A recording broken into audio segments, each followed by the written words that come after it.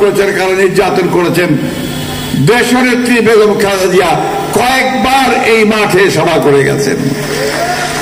আজকে আমরা সৌভাগ্যবান যে আমাদের সকলের প্রত্যাশিত নেতা জনাব তারেক রহমান এইখানে এই মাঠে এই সম্মেলনে আমাদের সঙ্গে যোগ দিয়েছেন।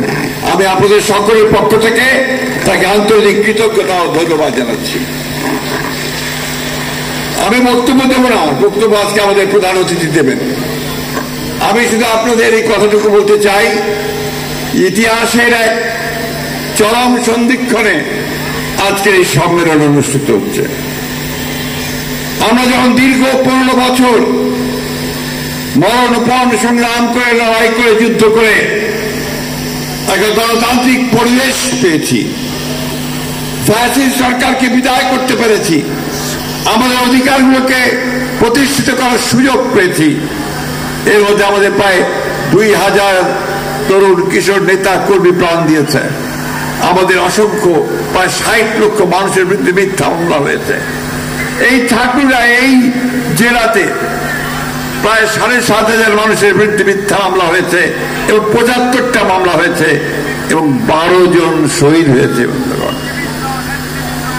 সেই সময়ে আজকে যখন আমাদের সুযোগ সৃষ্টি হয়েছে একটা মধ্যবর্তী সরকারের অধীনে একটি নির্বাচন করার, দিয়ে গণতন্ত্রের উত্তরণ ঘটাবার, যখন ইতিমধ্যে আমাদের নেতার সঙ্গে মধ্যবর্তী সরকারের অন্তর্বর্তীকালীন সরকারের প্রধান ডক্টর ইউনূসের আলোচনা হয়েছে এবং নির্বাচনের সময় নির্ধারিত হয়ে গেছে, সেই সময় বাংলাদেশের সেই শত্রুরা যারা বারবার বাংলাদেশকে অস্থিতিশীল করতে চেয়েছে, বাংলাদেশের স্বাধীনতার ঘোষক, গণতন্ত্রের বহুদলীয় গণতন্ত্রের প্রবর্তক এবং আধুনিক বাংলাদেশের উপকার শহীদ জিয়াউর রহমান সাহেবকে হত্যা করেছে এবং গণতন্ত্রকে হত্যা করেছে বারবার।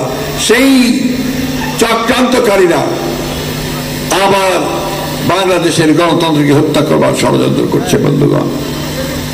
বন্ধুগণ, আজকে সমগ্র জাতি যখন উন্মুখ হয়ে আছে যে একটা নির্বাচনের মধ্য দিয়ে আমরা আমাদের একটা নির্বাচিত সরকার গঠন করব, পার্লামেন্ট গঠন করব, গণতন্ত্রে ফিরে যাবে, ঠিক তখনই এই সমস্যাগুলো তৈরি করা শুরু করেছে।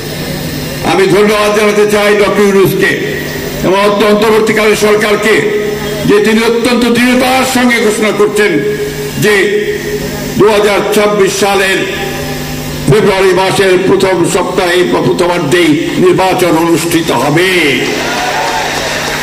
এবং তিনি বলেছেন যে একমাত্র আল্লাহ তাআলা ছাড়া আর কেউ শক্তি নাই এখান থেকে তাকে সরাতে পারে। আমি সেই জন্য তাকে আন্তরিক ধন্যবাদ এবং কৃতজ্ঞতা জানাচ্ছি। আমি সেই সমস্ত রাজনৈতিক দলগুলোকেও ধন্যবাদ, কৃতজ্ঞতা জানাতে চাই যে যারা আজকে এই নির্বাচন প্রক্রিয়ার মাধ্যমে গণতন্ত্রের উত্তরণের পথকে বেছে নিতে চেয়েছেন। আর আহ্বান জানাতে চাই সেই সমস্ত রাজনৈতিক দলগুলোকে যারা আজকে ভুল করছেন এই চিন্তা করে যে তারা বিলম্ব করলে, নির্বাচনকে বিলম্বিত করলে, নির্বাচনকে বাধাগ্রস্ত করলে তারাও উপকৃত হবেন, কিন্তু বাংলাদেশের মানুষ উপকৃত হবে না। বন্ধুগণ, আমি সেই জন্যই বারবার করে বলছি, আবারও বলছি যে আমাদের যুদ্ধ শেষ হয়ে যায়নি। আপনারা সব সময় সতর্ক সজাগ থাকবেন। প্রতি মুহূর্তে আমাদেরকে সতর্ক থেকে আমাদের জনগণের যে প্রত্যাশা, জনগণের যে আশা, অর্থাৎ একটা গণতান্ত্রিক রাষ্ট্র প্রতিষ্ঠা করবার, সেই রাষ্ট্র প্রতিষ্ঠা করবার লক্ষ্যে আমাদেরকে এগিয়ে যেতে হবে। আমাদের ইতিমধ্যে আমাদের বক্তারা বলেছেন যে সংস্কার তো বিএনপি শুরু, বিএনপি তো জন্ম এই সংস্কার দিয়ে। প্রেসিডেন্ট জিয়ার 19 দফা কর্মসূচি থেকে শুরু করে ম্যাডাম জিয়ার 2016 সালে রিকশন 2030 এবং আমাদের নেতা যারা তারেক রহমানের 31 দফা, এটাই তো হচ্ছে সংস্কারের মূল ভিত্তি। বন্ধুগণ, এই সংস্কারের উপর ভিত্তি করে আমরা ইতিমধ্যে এই সংস্কারের 19টা প্রধানের মধ্যে 12টা আমরা একমত হয়ে গেছি, বাকিগুলো আমরা একমত হয়েছি যে সবাই মিলে আমরা সেগুলো একমত হয়ে অতি দ্রুত নির্বাচনের পথে যাওয়াটাই হচ্ছে আমাদের সবচেয়ে বড় বিকল্প। আমার বক্তব্য বড় নয়, আমি ঠাকুরগাঁয়ের মানুষের কাছে কৃতজ্ঞ যে ঠাকুরগাঁয়ের মানুষ তারা এই ঠাকুরগাঁ ছিল আওয়ামী লীগের ঘাঁটি, ঠিক কিনা বলেন আপনার? 2 নম্বর 3 নম্বর 1 নম্বর লোকেরা, তাই না? সেই ঘাঁটিকে আপনারা দূর করে দিয়েছেন। সেই ঘাঁটি এখন বিএনপির ঘাঁটি, ঠিক তো? সত্যি কথা বলছি। আপনাদের 1 নম্বর আসন, 2 নম্বর আসন, 3 নম্বর আসন, ইনশাল্লাহ এই 3টি আসনেই বিএনপি বিপুল ভোটে জয়লাভ করবে ইনশাল্লাহ। সেইভাবেই দল গড়ে উঠেছে এখন। আমি ধন্যবাদ জানাতে চাই নেতৃত্বকে, তরুণদেরকে। বহু তরুণ নেতা বেরিয়ে এসছে, তাদের নেতৃত্বের কারণে আজকে বিএনপি অত্যন্ত শক্তিশালী হয়েছে। আমি ধন্যবাদ জানাতে চাই ঠাকুরগাঁর মানুষকে, যারা সব সময় আমাদের এই বিএনপিকে সমর্থন দিয়ে এসেছে। আমি আজকে অনুরোধ করব আমাদের প্রধান অতিথি, আমাদের ভবিষ্যতের নেতা, যার দিকে গোটা জাতি, গোটা বাংলাদেশ শুধু নয় গোটা গণতান্ত্রিক বিশ্বে তাকিয়ে আছে। আজকে পৃথিবীর প্রতিটি গণতান্ত্রিক দেশ তারা চায় যে বাংলাদেশে একটা সুষ্ঠু নির্বাচন হোক এবং গণতন্ত্রের নেতা জনাব তারেক রহমান সাহেব সেই নেতৃত্ব দিক।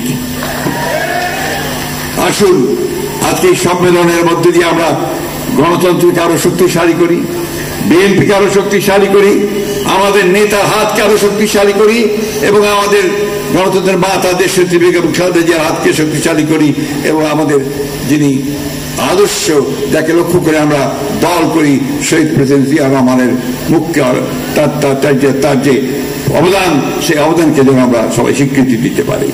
আমি বক্তব্য শেষ করব, আবার অনুরোধ করব যে আপনারা সবাই ঐক্যবদ্ধ হয়ে একজোট হয়ে থাকবেন এবং বাংলাদেশের যেন কোন অপশক্তি গণতন্ত্রের পথে বাধা না হয়ে দাঁড়ায়, সেইভাবে অতীতে যেমন আপনারা সংগ্রাম করেছেন, যুদ্ধ করেছেন, লড়াই করেছেন, তেমনই অটুট শক্তি হয়ে দাঁড়িয়ে থাকবেন।